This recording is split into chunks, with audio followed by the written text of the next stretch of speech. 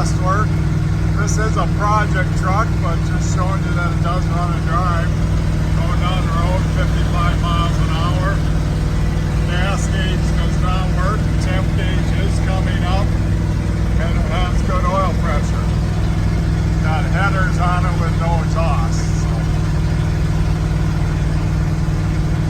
this would be a great project for the winter. These things are bringing crazy, crazy money.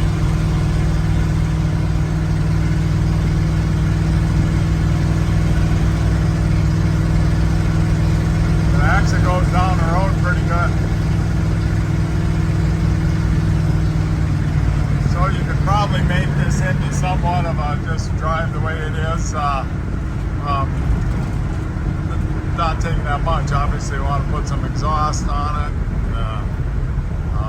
It needs a lot of things, but good, solid runs and drives.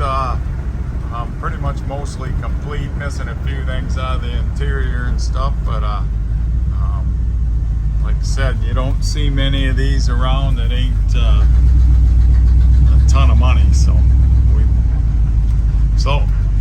you're looking for a nice project for the winter. The 71 GMC would do it. Does have a salvage title. 605-695-7391.